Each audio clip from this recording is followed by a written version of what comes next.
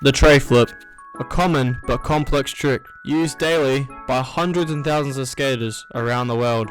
As you may know, the tray flip is a common trick of mine, one of my favorite, but it wasn't like that. It used to be a dream to me, and still is a dream to a lot of young shredders out there. And I'm here to tell you guys the biomechanics of the tray flip to help you guys achieve this magnificent trick. Now there's no guarantee that when I tell you all these tips and you go out trying it, you won't get it the second you try it. It will take a lot of patience. Patience is key. If it was easy, we wouldn't do it. Now from my research, it says that Jason Lee was the person to invent the tray flip.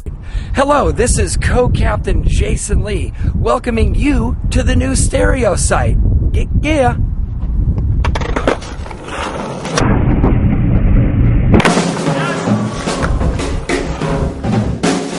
Rodney Mullen himself was the first ever person to land the tray flip in 1983. The trick has various different names: 360 flip, tray flip, 3 flip, and tray bomb, but tray flip is the most common name. Now there's a million steps into this trick, but there's one particular thing we all need to focus on, and that you need to focus on for your entire skateboarding career, or if you're just someone that enjoys skating once in a while: balance. Balance is a super important component.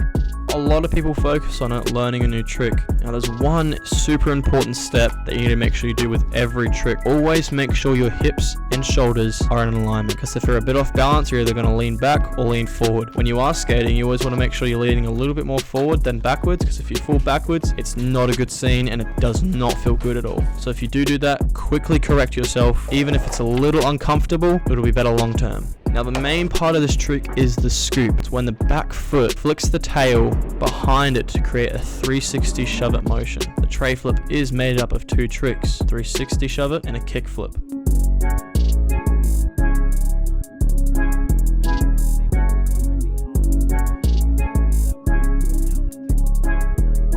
The kickflip part of it is not mainly focused on. It's really the scoop that you need to make sure you bring around, and sometimes it helps getting the flick. That's why a lot of skaters, after learning the tray flip, it's harder to do a 360 shove it, or it was for me at least.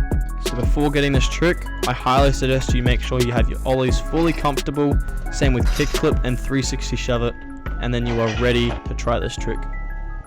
You always want to make sure you bend your knees at a comfortable position, not a full squat, just kind of like half there, just like if you're doing it without the skateboard. And you want to make sure before you pop that tail and scoop it around you and scoop it away from you, that you are fully balanced and comfortable. And if you're not, then adjust yourself to whatever you feel is comfortable. Now you may wonder when you're watching skaters why they flick their hands out to the sides. It helps with balance so much, and we don't even notice it. Like if you ever remember when you were a little kid on a balance beam at a playground or something, you'd always put out your hands to help you balance. So don't be afraid to do that. Even if it looks a little bit weird, the feeling of the trick and getting it is the important part. It never matters how it looks. If you got it and you're happy with it, then no one else's opinion matters.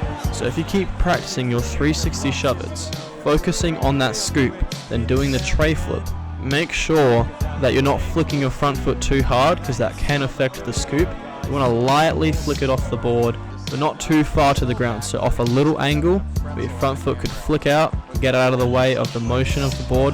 And sometimes doing this up an incline can really help the time of doing it, especially if you're a young fella, because your legs won't be big or strong enough yet to do it flat. Your center of balance will be amazing. It'll be a lot easier to stay on the board, but it takes a lot longer to make sure you can do it flat. That's why you never miss leg day. And you may notice I'm repeating myself a little bit, but I want to make sure you guys fully understand the tray flip. It's not easy, takes a lot of patience, but once you land it, it's amazing. Definitely why I skate. It's that feeling after learning a trick, knowing full well that you put your heart and soul into it, and there's no other feeling. So through the entire trick, make sure your hips and shoulders are in alignment, you're leaning over the board, you're doing a half squat, just as you do with an ollie or a kickflip or any trick, and you focus on that 360 shove it while lightly flicking your front foot out and making sure both your feet are out of the way of the board's motion.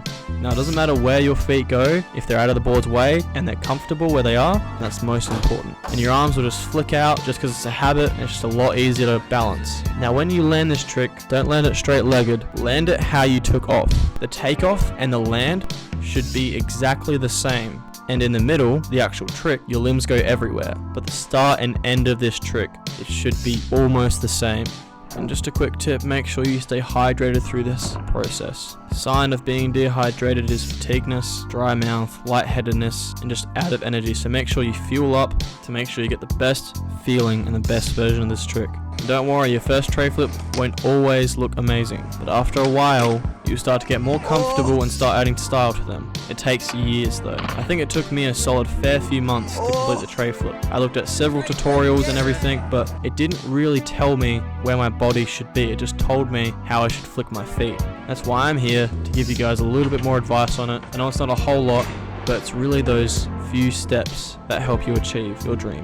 Make sure to leave a like and subscribe, and turn on that notification button to make sure you get a notification whenever a video pops up. Hope all of you are having a lovely day. Thank you so much for listening to me. Stay safe. See you next time. Everybody loves somebody sometime. Everybody falls in love somehow. Something in your kiss just told me my sometime